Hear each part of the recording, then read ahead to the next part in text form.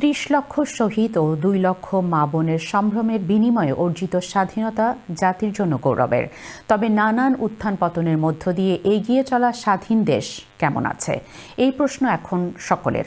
অনেক মুক্তিযোদ্ধা এখনও পাননি স্বীকৃতি। এই বিষয়ে মুক্তিযোদ্ধাদের সাথে কথা বলে বিস্তারিত জানাচ্ছেন আমাদের সিনিয়র রিপোর্টার মোহাম্মদ রেজাল করিম মৃধা।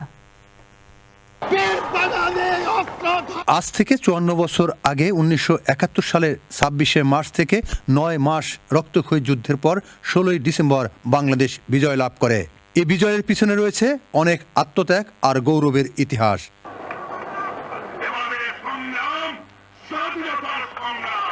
মুক্তিযোদ্ধারা বঙ্গবন্ধু শেখ মুজিবুর রহমানের ডাকে অনুপ্রাণিত হয়ে যুদ্ধে অংশগ্রহণ করেছিলেন দেশ মাতৃকার দাবিতে। ছিল না জীবনের মায়া।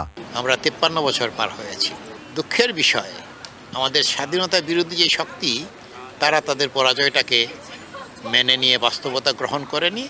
তাদের একটা ভীষণ ষড়যন্ত্রে পড়ে আজকে বাংলাদেশের টালমাটাল অবস্থা। সবাই দেশের জন্য স্বাধীনতা সংগ্রাম করছে। আমি জিয়া রহমানকেও স্যালুট করি, আমি কর্নেল ওসমানকে স্যালুট করি, আমি বঙ্গবন্ধুকে জাতির পিতা হিসেবে স্যালুট করি, এবং যারা যারা বাংলাদেশের জন্য মাওলানা ভাসানী বলেন, সৈয়দ সোহরাওয়ার্দী বলেন, অনেকের অবদান আজকে বাংলাদেশ।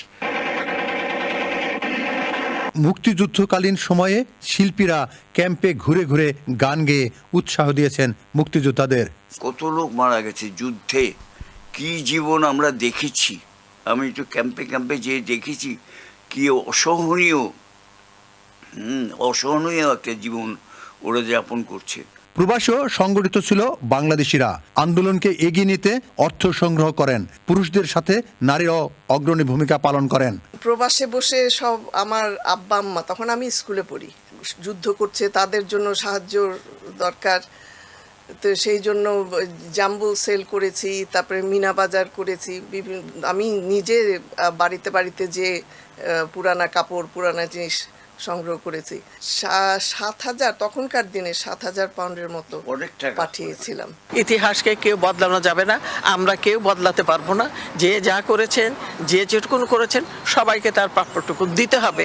এবং আমরা বাংলাদেশ স্বাধীন করেছি, যে জালিমের থেকে গেছে। তবে স্বাধীনতার ৫৪ বছর পরেও এখনো স্বীকৃতি মিলে নেয় অনেকের। এ নিয়ে রয়েছে প্রশ্ন। যারা এই স্বাধীনতা পুরস্কার দিয়েছে এখনকার সরকার, তারা কিন্তু বস্তুত পক্ষে এবং বাহ্যত পক্ষে স্বাধীনতার বিরোধী কাজ, স্বাধীনতার মূল স্পিরিটের বিরোধী কাজ করেই যাচ্ছে। সেখানে এগুলো মানুষের চোখে ধূম্রজাল সৃষ্টি করা ছাড়া আর কিছু বলে আমার খুব একটা মনে হয় না। যে যা করেছে তার মূল্যায়ন আমাদের দিতেই হবে। আমি কি হবে এটা বড় কথা নয়। আমি যখন আমি বলতে কারা কিছু করতে পারে না। আমরা যখন থেকে বলতে পারবো, তখন দেশের জনগণের সুখ এবং শান্তি আসবে এবং আমরা কামিয়াব হব। বলা হচ্ছে এই ব্যর্থতা দায় কোনো সরকারই এড়াতে পারে না। আমি বলছিলাম বঙ্গবন্ধুর জাতির পিতা এবং জিয়াউর রহমান ঘোষণা এবং পরবর্তীকালে যুদ্ধ, মুক্তিযুদ্ধের পরিচালনা এবং সব কিছুতে তার যে দুটোই আমার কাছে অত্যন্ত মূল্যবান আর কি। সৎ হন। আমি একটা স্লোগান দিই সবসময়, আসুন আমরা ভালো মানুষ হই, আসুন ভালো মানুষ হই। আপনি ভালো মানুষ না হইলে ভালো মুসলমান না, ভালো হিন্দু না, ভালো বৌদ্ধ না, ভালো খ্রিস্টান না। মুক্তিযুদ্ধের ইতিহাস, গুণীজনদের কাজের সম্মান ও নেতৃত্বের পূর্ণ স্বীকৃতি জাতীয়ভাবে দিতে পারলেই দেশ এগিয়ে যাবে, এমনটাই প্রত্যাশা প্রতিটি নাগরিকের।